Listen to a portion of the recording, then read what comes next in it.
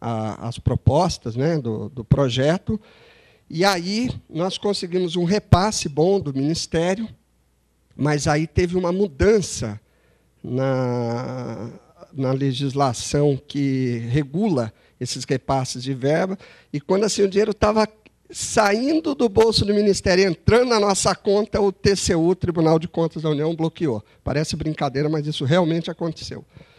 Ainda assim, nós conseguimos recursos para as bolsas, que então permitiram a contratação de diversos profissionais, que hoje nós apresentaremos aqui, né?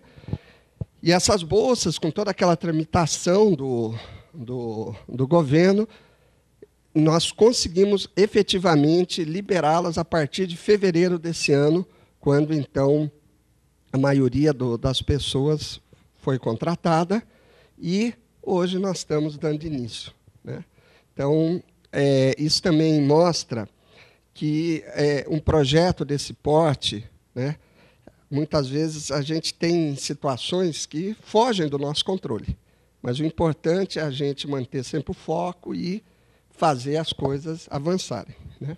Fazer assim. Bom, então hoje nós temos 11 empresas participantes, que são vocês, que estão aqui, né?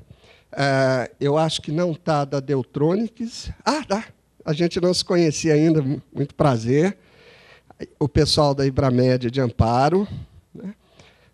Da KLD de Amparo, está aqui. A Takaoka ainda não chegou, é o Atos Viana, e vem o Ricardo, se eu não me engano, que é o diretor. A LifeMed, que a unidade Fabril é Pelotas, mas vem um representante que está aqui em São Paulo, não chegou ainda. Você? Então, também não conhecia. Da MagnaMed, aí ainda não está presente. A Olidef de Ribeirão Preto, não vou falar se está presente ou não, mas não está. A Optoeletrônica de São Carlos, prazer.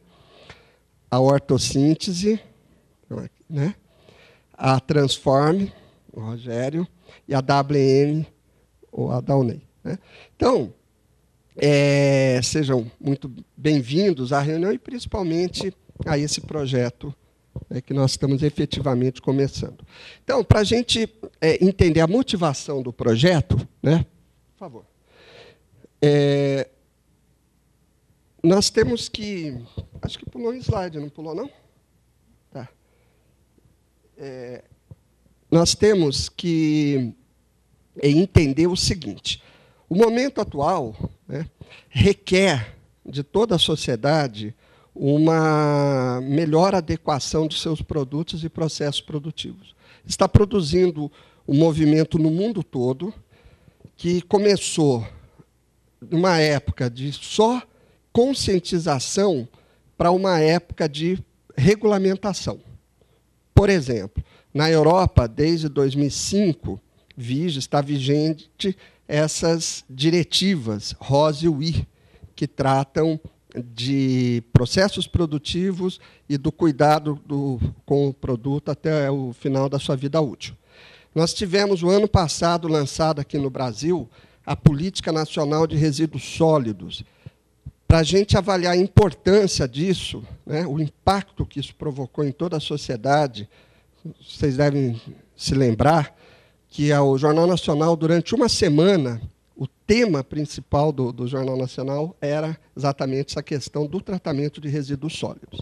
Então, aquilo que era um apelo coletivo passa agora a ser uma imposição legal, que a tendência, não é preciso ser nenhum gênio, nem a mãe de Ná, para perceber que a tendência é só ficar cada vez mais rigoroso, porque não tem condição de continuar como está, né? Por favor. Então, a RoHS é a sigla, né, para restrição do uso de substâncias perigosas nos produtos eletroeletrônicos, e o I é a sigla para resíduos desses equipamentos eletroeletrônicos. Tá? Então, o que nós queremos nesse projeto, o que é? Exatamente apoiar as empresas, né, no caso, essas 11 empresas, dessa situação atual para uma situação ambientalmente adequada. Por favor. Tá? Agora, então aí vem o primeiro ponto. Como fazer isso? Por quê? Nós temos no Brasil, só um minuto, nós temos no Brasil empresas como, por exemplo, a Whirlpool, Taltec e outras, que, inclusive, a semana que vem vão apresentar seus casos aqui no CTI, dia 27, todos estão convidados. São empresas de grande porte, com grande poderio econômico, né? A questão é, como que nós vamos possibilitar que as empresas brasileiras, em especial do setor de equipamentos eletromédicos, que é um setor caracterizado por empresas de pequeno e médio porte, consigam fazer essa adequação. Por quê? Porque tem a questão também da atuação no mercado, a questão da comercialização dos seus produtos. E aí, procurando fazer de uma forma bem simples, né, nós temos uma situação, em praticamente todos os segmentos de mercado, com raríssimas e honrosas exceções, em que nós temos uma oferta maior do que a demanda. E, nesse caso, o comprador, a pessoa que está aqui dentro decidindo a compra, ela vai escolher por aquele produto que, aos seus olhos, quer dizer, para ela, é o produto que lhe agrega mais valor. Por favor, Marcelo. Por favor. Tá? Então, aí nós trazemos, então, uma outra questão, que é fazer essa migração da situação atual para uma situação ambientalmente correta, porém, sem impactar a competitividade da empresa, sem impactar negativamente a competitividade da empresa, porque ela precisa sobreviver, tá certo? Então, nós chegamos naquilo que se chama de sustentabilidade organizacional, ou sustentabilidade triple bottom line, que significa o quê? Nós procurarmos soluções que sejam ambientalmente correta, economicamente viável, né, para viabilizar o negócio da empresa, e bom para a sociedade. Tá certo? Então, qual que é o propósito maior desse projeto? Claro que e esse é o interesse de cada empresa, a adequação de cada uma dessas 11 às questões ambientais, mantendo a sua competitividade. E, para o país como um todo, o interesse é que nós possamos, né, alinhar, quer dizer, fazer uma convergência de esforços de universidades, instituições de ensino, cadeia de fornecedores, organismos governamentais, como, por exemplo, o MCT, centros de pesquisa, como, por exemplo, o CTI, o IPT, etc., alinhados nesse esforço. Por quê?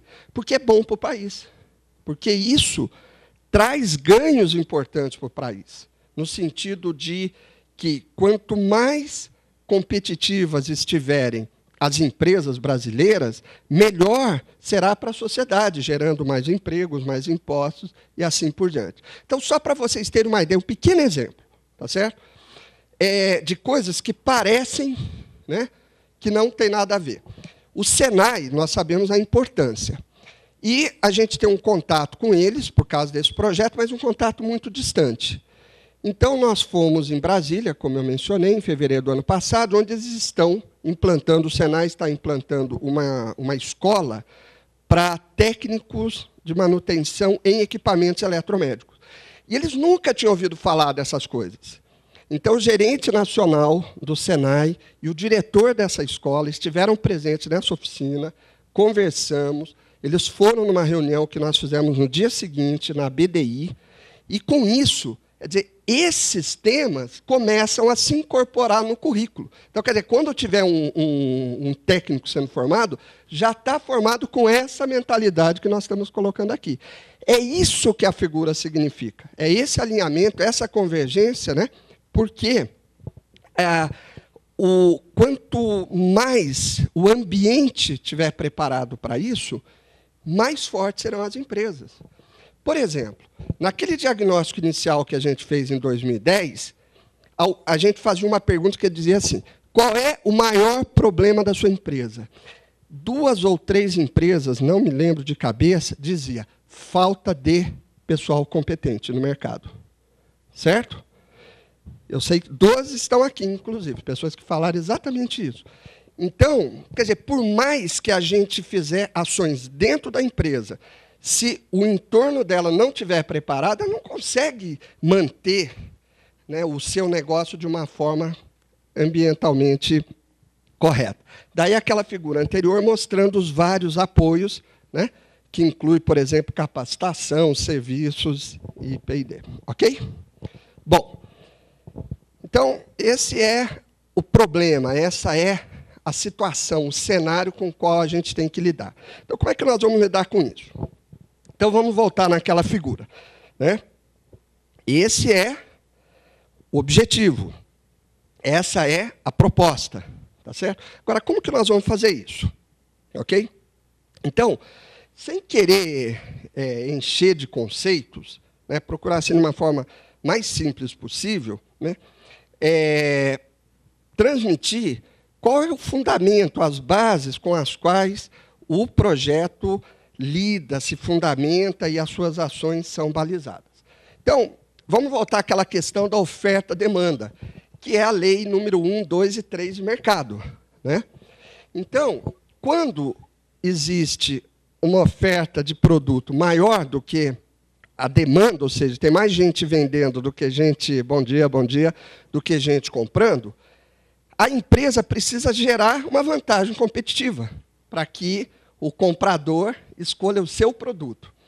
E uma forma de fazer isso, sem entrar em muita teorização, é exatamente a inovação. Né? Por favor. Né? Mas, assim, o que nós estamos querendo dizer por inovação? Qual é o sentido da inovação? Às vezes, a gente mistifica demais a coisa. A inovação, a gente pode pensar de uma forma geral, e assim que ela é tratada, como sendo todas aquelas mudanças que agregam valor para a empresa. Não importa no que seja. Por exemplo, pode ser no produto, propriamente dito, pode ser num serviço agregado, adicionado, pode ser num processo produtivo. Por exemplo, eu posso melhorar um processo e, com isso, diminuir o custo do produto, tornar o produto, fazer o produto chegar mais rápido, por exemplo, à mão do cliente. Né?